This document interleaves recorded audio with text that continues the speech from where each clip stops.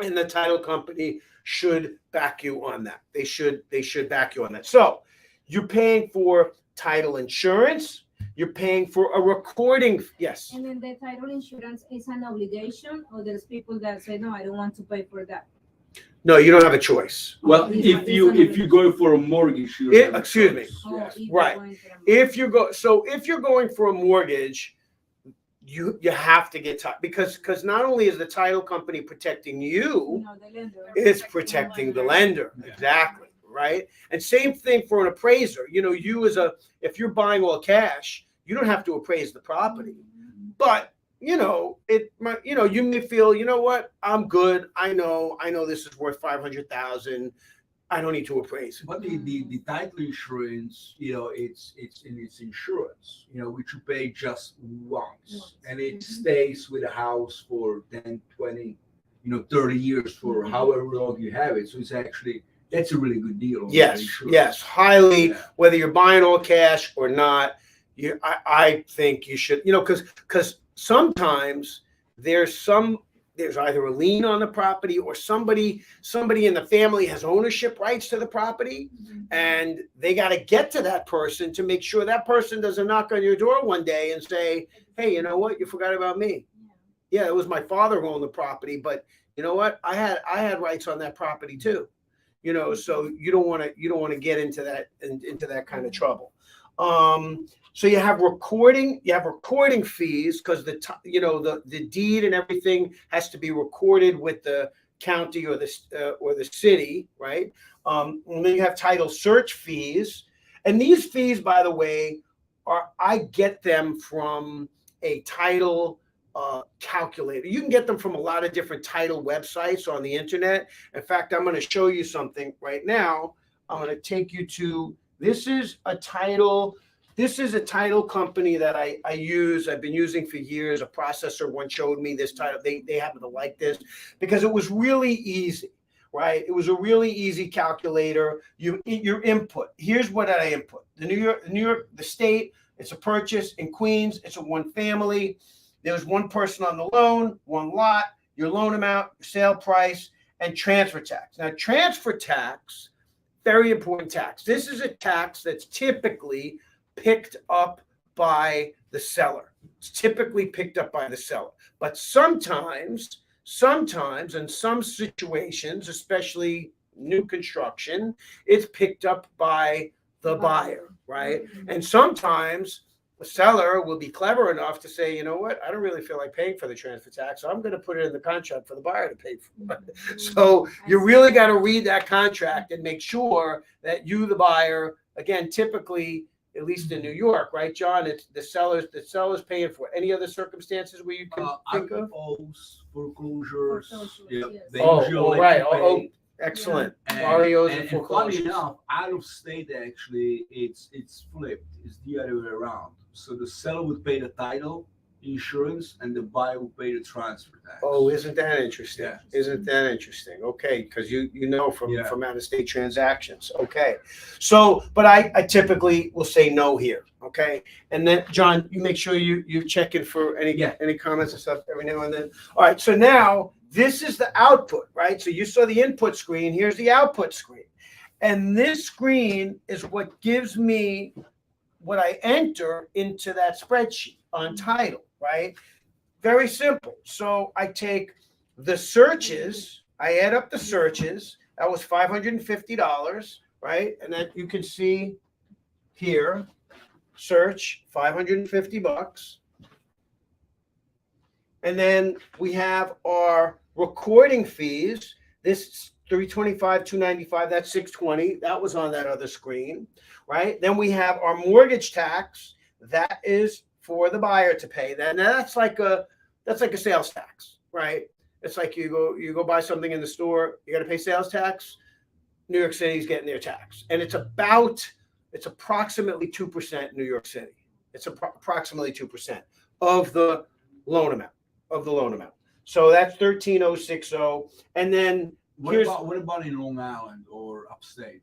It's a different number. It's less. It's less. I don't know the number off the Okay. top of my head, but So we pay premium in living in the city. Basically. it's yes, you're Nice. paying a premium for living in New York And if it City. is cash, What's that? because you say basis on the loan amount, if whatever it is cash. If it's cash, Yes. You don't pay. You There's don't no, pay more, tax? there's no mortgage tax. There's no mortgage because tax. that's a tax on the mortgage, right? Okay. That's a Actually, tax. that's a saving. That's a big saving. That's right? true. Which when you buy cash, That's you can true. save that up. That is you know? true. That is true. Is that a tax that the lend? I'm not sure who's. Well, obviously the buyer's This taking a this mortgage. tax? Yeah. That's the tax that the city's The collecting. city. The charges city's for So collecting. city mortgage. collects the mortgage tax almost 2%, and then they get the transfer tax almost 2%. So actually, they make the most. They're commission. making it from the buyer side and the seller That's side. right. Wow. Yeah. So you want to be the city. In this Oh, yeah. That's why I believe 25% of the GDP is real estate Oh, isn't that of interesting? the U.S. and Isn't that that's- interesting? Those are the taxes, the It- 4%. I mean, do isn't the that- math, right? It comes down to a lot of money. Very interesting. So, okay, so we take the total title fees, 5034, minus the searches, and I got 4484, right? So here are the numbers, right on that other sheet. We're going to go back in a minute. 4484 for title, 550 for the searches, 620 for the recording, and 13060 for the mortgage tax, okay? And those numbers, I just very simple, drop it into the spreadsheet, right? So that's it. From that sheet, I drop it in here. And now add all this stuff up, and these are not all the fees, but these are like the main fees that people are looking at. 34,529. This sounds like a lot of work. Are you doing this with everyone on the pre-approval? I don't do it with everyone. Okay. 'Cause you know, rarely you would see a No, this- banker but this- I- actually breaking this out. But thank you, know what brother. I mean? Just to be honest, I mean, once I have this, to do this takes me literally 5 minutes. I could do this. I mean, maybe because I've done it so Yeah, much, very but it's really not. And a lot of this stuff, I mean, a lot of this stuff is calculated, right? So once I have this, I put this into this main input section, and then I drop in the title numbers from that other title website, and it really calculates, right? I give credit. I'm going to give credit right now. Pete Lucia. Pete Lucia. Pete Peter Lucia. is the man. Pete Lucia. He was the founder Of the spreadsheet. that I'm aware of this I spreadsheet. love it. I mean, Peter got it from. Thank you, someone too. He's taught me many things in my life and career. Okay, so now let's go to the estimated prepaids and the escrows. Estimated prepaids and escrow. So, okay, prepaids. What's a prepaid? Prepay. You're prepaying, paying before you get to the closing table.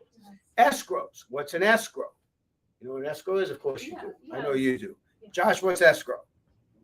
Where they hold the money. Where they hold the money. Yeah. Yes. But here's I like to use the example of escrowing is sort of like, at least in this example that I'm about to give you, escrowing, yes, is holding the money. Who's holding the money? An attorney, a bank. Why are they holding the money? Why does a landlord hold your security deposit? They hold your security deposit because they want to make sure that you're not going to hurt the apartment, that you're going to move out and make it, look as nice or close to as nice when you got in there, that you paid your last month's rent, right? So they hold a security deposit. That is like escrowing. So what the bank is allowed to do, because the bank is paying for your homeowner's insurance and your property taxes, right? They're paying for your homeowner's insurance and your property taxes. You pay them your monthly payment. They hold the money for your homeowner's insurance and your property taxes. And then when it's due, they pay the tax authority or they pay the homeowner's insurance company, right? So they're allowed to do this. The government allows them to hold the money. And in New York, it's typically 2 months of property tax and 4 months of homeowner's insurance. In Long Island, the property tax is about 6 months, and the homeowner's insurance, I think, is around 3 or 4. 3 to 4. So 6 months of property tax. Why do they 6 months of property tax in Long Island? Because in Long Island, you pay your property taxes every 6 months. In New York City, you pay your property taxes every quarter, every 3 months. So that's I think one of the reasons why they do that. Okay, so that's escrowing. So at the end of the loan, you should have money in your escrow account, and you should be getting that back. Just like you get back a security deposit, you should be getting back that escrow money. So I tell people, listen, yes, you're paying escrows. Yes, it's a closing cost, but you should be getting some, if not all of that, back at the end of the loan process. Okay, what are prepaids? 2 things you pay up front that you prepay. One is typically, you always prepay, 99% for the appraisal, right? Because when you pay for the appraisal, you're not paying the bank. You're paying an appraisal management company. The appraisal management company is the management company of the appraisers, right? And they have to pay the appraiser. The appraiser goes out to appraise the property. They need to get paid, and they need to get paid whether you close on the home or whether you don't close on the home, right? So the client, the borrower, pays the appraisal management company, and the management company pays the appraiser. So that's one prepay. That's one upfront thing. The second upfront thing is the homeowner's insurance. You typically pay for homeowners insurance up front. Why? I tell people, and this is the truth, right? Because when you're sitting at the closing table, you need to have insurance in place. God forbid something happens that you're at the closing table and the house goes on fire or a hurricane comes. You need to have insurance the moment you're sitting at the closing table on the day of closing. So you need to prepay it up front, and also the underwriter needs to see make sure that you're getting proper insurance. So that's the insurance, the appraisal, the escrows, and the last thing is per diem interest. Now, here's a really interesting thing. Let's see if you guys know this. When you close, let's say you close. Let me ask the question. Here's the question. I know the answer. What's that? I know the answer. I know you know the answer. I'll keep quiet. And I'm pretty sure Monica knows the answer. Let's say you close this month. You close on your house this month. When's your first mortgage payment due? Next month. So not this month. If you close when? Close this month, February. February what? It doesn't matter. Any day in February. When's your first mortgage payment due? April 1st. April 1st. Yeah. April. So you're skipping March. Yeah. Is that right? That's right. For sure. It is right. So you always skip. You skip 1 month. By the way, you're not really skipping, but it seems like you're skipping. So even if it's like the first. The money's included in your closing costs, but if you close, let's say February 1st. if you close February 1st, so 2 months. yeah. So here's the cool thing. If you close, so per diem interest per day, from the day that you close to the end of the month, you're paying interest every day. How much interest? 5.375% per day. Well, it's per year, but it's stretched over. They break it down per day, basically, the payment, right? Say again? The monthly payment, they break it down per day. Yes. And actually, it's $100. $100. In this case, it's actually $100 a day. Wow. And a few pennies. So $100 a day. So from the day that you close to the end of the month. So if you close on the 5th of the month and there's 30 days in the month, you're going to pay per diem interest for 25 days. If you close at the end of the month and you have 2 days left to the month, then your per diem interest will be for 2 days. But what about the taxes? Do you pay taxes for the 25 days too, and the insurance, or no? No. If the taxes are due within a certain period of time, you have to pay the taxes. You have to pay the title company. They will collect the taxes at the closing. I forget what that period of time is. I think it's within 60 days. Within 60 days, they're going to take the taxes. The same thing for the insurance. So this is specifically for the interest. I'm just talking about the interest. But here's the thing. Check this out. If you close, let's say on February 5th, and you have 28 days in the month, and you have to pay 23 days, So if you pay 23 days of interest, your closing costs are higher than if you paid at the end of the month, right? But you don't have a mortgage payment until, as you said, April 1st. So you're basically not making, it's sort of like you're not making a mortgage payment for February and March. It's almost 2 months. You're not making a mortgage payment of $4,400. It's kind of cool. Yeah, that's pretty good. Right? It's kind of cool. So some people will say to me, oh, then I should really close at the beginning of the month. To be honest, it doesn't really matter. They get you, you get it one way or the other. But if you do close at the beginning of the month, yes, your closing costs are higher, but you're that much further away from your first mortgage payment. So that's cool. So, okay. So if we add up all the escrows and we add up the prepaids, that's about $4,400. So now I take it on this side. Here we go. $34,500. There it is. $43.99. There it is. Add those two up, and your closing costs in this example would be about $39,000. $39,000. Then you have your down payment, which is $170, right? $170. There's your down payment. So add those two together, and your total investment is about $209,000. $209,000. Make sense? Yeah. Any questions? No. Pretty straightforward. Yeah, that makes sense. And this is, I'll tell you something. This little spreadsheet is pretty darn accurate. Yeah. I have found over time.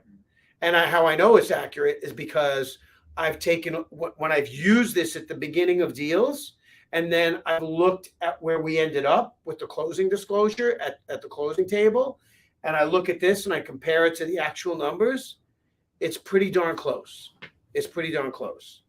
So guys, if you guys want access to the spreadsheet, just drop a comment below. And if you would like Pete to teach you actually on how to do this as well, Yeah. also drop it down below. Let us know. Okay. Cool. I have a question. So I understand the closing costs that are needed for a buyer. Now, let's say someone is, this is kind of like a little bit separate, but let's say someone is applying for a loan, like self-employed people, and they write things off. I know that what things are added back to your income? Added back. Added back. So add backs to, That's a good question, Mike. it's a great question. And she and I have been talking. Yeah. And I honestly, I did some research, but I want to see what You want to see if I know what I'm talking about. No, I just want to see if it matches, because I'm like, I don't really know. You gotta ask more than one professional. You gotta ask at least three You know what? different opinions. If they match all three, you know you're safe. I've gotten 3 different ones. I know you told me Yeah. home office is added back, Home office and is someone else told me home office is not added back. no. So I don't know. So here's the thing. Yeah. When we say self-employed, right? There's like I'm going to tell you how I do it. I mean, I'm no genius. I'm going to admit that, but I'm smart, but not a genius. There are spreadsheets that I use, and I'll tell you where I go. I go to Enact Genworth. They have these wonderful Fannie Mae, Freddie Mac spreadsheets. Did I send it to you? I'm not sure if I did. I show it to you? I think you sent But me a link. I'm not sure if that was the But one. they have really great tools and spreadsheets. And the one that I like to use is the self-employed income tool one, and also the rental income that you get from Schedule E, right? And the self-employed one, there's different, right? There's Schedule C, where you're an independent contractor, 1099, right? Then there's also, you have a corporation or an LLC. Right. So, and if you have a corporation or an LLC, you're either filing perhaps a 1065 or an 1120 or an 1120S, Yeah. right? So those incomes are calculated. Each one of those are calculated differently. So C, I do differently than an 1120, 1120S, and a 1065, right? So home office, I know for someone who's doing Schedule C, independent contractor, I don't know who's telling you that, but they are wrong. You can have them call me. But it's definitely, yes, home office use, unless it's a lender, that says, you know what? I know Fannie and Freddie are okay with it, but we're not. Like an overlay. And it's Right? possible. Like an overlay, Yeah. right? Okay. But Fannie and Freddie say home office use, depreciation, depletion. What is the depletion? I was hoping you would not ask I me. think I think I know what depletion is. It has to do with like minerals, like people who have to do with like the mineral usage. It's pretty much people who are in like that field of like agriculture. Oh, I see. You know, people, She is correct. Yeah. And that's why I've never depreciation mileage Yeah. on Schedule C. Right? Really? Yeah. So if Okay. you, I think it's line 41, Let's put 44. back to mileage. Yes, mileage. So you can take. Wow. So I think how it works is you can either you I don't think you could take both depreciation on line 14 and mileage. I don't think you could do. Unless it's a different business, right? So let's say if you have depreciation of your real estate, and then you have a mileage on your S corp, let's say, it's two separate businesses. So That's two true. separate I think tax you'd be returns, okay right? there. I think you'd be Maybe okay. you there. cannot do it on one tax returns for one that specific business, right? But maybe if you have multiple businesses, you probably could. Yeah, I think you're right. I know think. I'm sorry, just cut you off. Okay. Yeah. I was gonna say non-recurring expenses as well, right? Non-recurring can be added back. Yes. That's Yes. a little hairy, though, Yes. right? I think. It is. I've gotten myself in trouble with Mhm. that, so I'm going to refrain from speaking about that. Okay. But yes, yes. So there is something about non-recurring, and I don't know enough about it to speak intelligently on that. Okay, sounds good. But what I will do is I will get deeper into it because I need to know it, and I'll get back to you on that. All I'll right, get back to you on that. sounds good. Any other questions about this or self-employment income? No. All right. Yeah, I was curious about the depreciation, right? So I know there's different kind of depreciation. Yes. If you're depreciating a building over 27.5 years. 27 and a half, yeah. Depreciating capital improvements, Yeah. that's different. Appliances, that's different, right? So what actually can get added back and what cannot be added back? So my thing is, if the depreciation is in the line item for depreciation, we're not asking you. I see. We're not asking you, are you depreciating the stove or your car or? Is that a I've specific never heard of an box? underwriter. Yes, I think it's line 13 or 14 Line 14 on Form 8825. on the 8825, and also on. You know what? I'm going to bring this up now. I mean, what do you think, John? Yeah. I mean, I'm just going to bring up. We're getting into it. I'm going to Getting show the you weeds. guys. We're getting in the weeds. That's Hey, the key. if you guys find this helpful, give us like, give us comment, give us the hearts. I'm going to show Share you it with your my. friends and family so they can benefit out of it as well. It also says amortization and casualty loss is added back. What is that? Amortization. Okay, hold on one second. So here's the website that I was talking about. Where are we here? Okay, here's my Enact, right? Enact, these guys, Enact, they used to be called Genworth. They are a mortgage insurance company. Enact, okay? Phenomenal. Fannie Mae, Freddie Mac, rental calculators. I mean, income. I haven't even P&L calculator. So I love it, right? Because they give you all the tools, so you go to their website and then you use them. This is my secret. You want to know my secret? There's my secret. That's it. Now it's no longer a secret. All right, let's close down the book. And right, and here should move away. So we'll go over here. Right, so here's right your Schedule C, and it tells you, right, your net profit. You take line 31, right, your non-recurring losses or expenses, line 6. Depletion, we spoke about it. Depreciation, we spoke about it. Line 13. Right, meals and entertainment, that's a deduction. Business Oh my home use, God. I know. that's an add. I I know. Well, that's a deduction. Yeah, it's a Oh, wow. deduction. So you can kick it back. No, meaning It's that not if an you add write back. off all your food It's a and minus. entertainment, that's less income that you have. It's a minus No, off I know, your I net. get but I cannot kick it back though. To my No, income, it's not right? added Okay. back. No. That's what I know. No, if it's saying minus, it's subtracting it from your net. Now let me ask you this: there's also difference, right? If, for example, if you go out with a client, you can write off like half of it. But if it's a takeout, right? If it's like, let's say like a catering, it's I don't know 100%. this stuff. Honestly, any kind of food is taken out of your income. But Whether- only half of it, though. I don't think you can write off the whole thing. They also differentiate it on both of those things, I think. The write-offs, what you can deduct from your taxes. Let's say you spent $100 on dinner. Yes, you can write off certain parts of that dinner, a portion of it. However, when you go and get a loan, that $100 you paid for dinner is taken off of your income. Oh yeah. Is that what you're saying? Yeah. No, what I'm saying, let's say if you go out with a client, Mm-hmm. right, and you say, I had enough spend $100. Yeah. Don't take my words for it. I think it's 50%. You can write off only $50. Mm-hmm. But if it's a takeout into your office, right, you can write off 100%. I think that might be an accounting question. Yeah. Yes, that's why I told him You like should bring a we can CPA. make Yeah, I an think that's a accounting. CPA Yeah. question.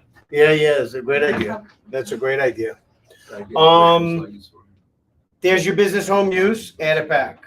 Oh my goodness, Peter. Oh, I love you, Trevor. Oh, no, I added it back for you. I know, but I'm just saying this is good to know. Amortization, casualty loss,